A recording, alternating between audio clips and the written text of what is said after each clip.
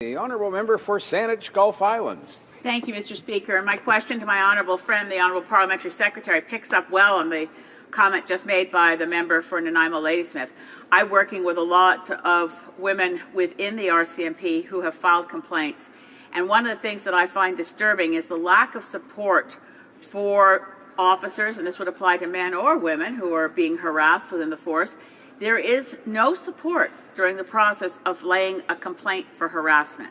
I'm working with an officer right now who has complained that her direct supervisor has harassed her in ways that have made going back to the workplace impossible. I won't go into the details of the case, but you would be shocked, Mr. Speaker, as would my friend, the parliamentary secretary. But there's no provision, as in the case of when they would have a union, of legal support, of victim services for those officers who need to lay complaints about the harassment they face working in the RCMP.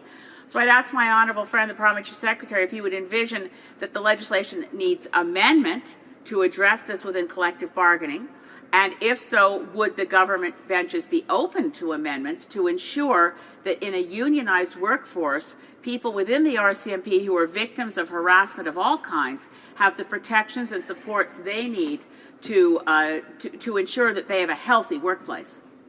The honourable parliamentary secretary. Yes, Madam Speaker, I would suggest to you, or Mr. Speaker, I would suggest to you that not only is the government open to amendments of various nature, we would like to think that the opposition will also be open to the idea that sometimes some of the issues that might be referenced might be best dealt with outside of legislation. I can tell the leader of the Green Party that even when the Prime Minister was the leader of the Liberal Party and I was a part of that caucus, the issue of harassment in the RCMP was something that was talked about years ago, and I can assure the leader of the Green Party that the Prime Minister is committed at dealing with that issue along with the other members of the Liberal caucus, Mr. Speaker. We take it serious, and we want to be able to make sure that the right thing is done.